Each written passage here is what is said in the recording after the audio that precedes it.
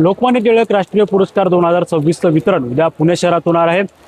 केंद्रीय राष्ट्रीय सल्लागार अजित डोवाल यांना हा पुरस्कार केंद्रीय गृहमंत्री अमित शहा यांच्या हस्ते उद्या पुण्यातल्या कटारिया हायस्कूल या मैदानावर खरं तर देण्यात येणार आहे। याच्याच पार्श्वभूमीवर सध्या पुणे शहरामध्ये या मैदानावर जय्यत तयारी सुरू असल्याचं पाहायला मिळते। सध्या मी माझ्या मागे जर आपण बघितलं तर सध्या मी कटारिया हायस्कूलच्या मैदानावर उभा टाकलेला आणि या मैदानावर उद्याच्या या कार्यक्रमाची जय्यत तयारी सुरू असल्याचं पाहायला मिळते। पोलिसांचा जो मोठा फौजफाटा आहे तो अगदी 2 दिवसापासूनच या कार्यक्रमस्थळी मोठा तैनात करण्यात आलेला आहे। मोठा जो मंडप असेल तो मंडप या ठिकाणी देखील उभारण्यात आलेला आहे। व्हीआयपी कल्चर जे उद्या असणार आहे, व्हीआयपी पाहुणे जे असणार आहेत त्या ठिकाणी उपस्थित असणार आहेत, त्यामुळे व्हीआयपी आसन व्यवस्था देखील मोठ्या प्रमाणात या ठिकाणी तैनात करण्यात आलेली आहे। आपण जर माझ्या मागे बघितलं तर इतर बाजूच्या शहरातून देखील जो पोलिसांचा फौजफाटा आहे तो फौजफाटा देखील या ठिकाणी तैनात करण्यात आलेला पाहायला मिळतोय।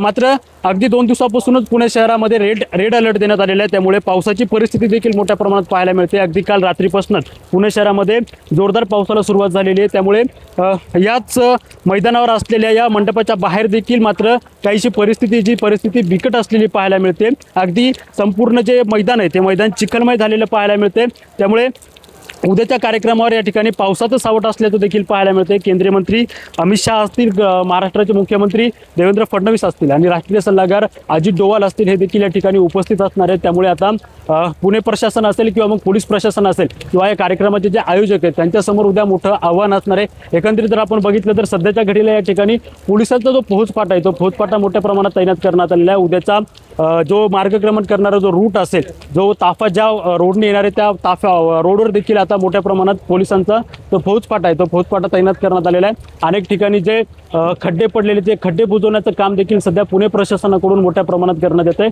आपण जर आता सध्या माझ्या मागे बघितलं तर जी तयारी आहे ती तयारी आता अंतिम टप्प्यात आलेली आहे। एकंदरीत स्टेज असेल किंवा मग व्हीआयपी पाहुण्यांची आसनव्यवस्था असेल ती आसनव्यवस्था देखील आता या ठिकाणी करण्याचं काम या ठिकाणी आयोजकांकडून करण्यात आलेलं आहे।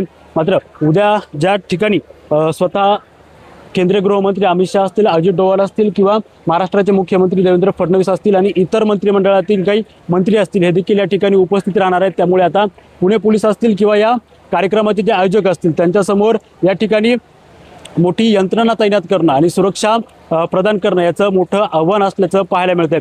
त्यामुळे उद्याचा कार्यक्रम नेमका कसा पार पडणार, कारण की पावसाचं जे सावट आहे ते सावट अगदी गडद होत चाललंय। माझ्या मागे जर आपण बघितलं तर पाऊस जोरदार मोठ्या प्रमाणात या ठिकाणी कोसळताना पाहायला मिळतोय। अगदी मंडपाच्या मधात जरी परिस्थिती पूर्णपणे आटोक्यात असली तरी मंडपाच्या बाहेर जर आपण बघितलं तर मोठ्या प्रमाणात चिखलाचं जे पूर्ण साम्राज्य आहे ते साम्राज्य पाहायला मिळतंय। त्यामुळे उद्याचा कार्यक्रम नियोजित वेळेत पार पाडणं आणि व्यवस्थित पार पाडणं असं एकंदरीत संपूर्ण जो खरं तर आव्हान आहे ते आव्हान आता पुणे पोलीस प्रशासन असेल आणि कार्यक्रमाचे जे आयोजक असतील त्यांच्यासमोर असलेलं पाहायला मिळतंय। निरंजन शेरकर, पॉलिटिकल महाराष्ट्र, पुणे।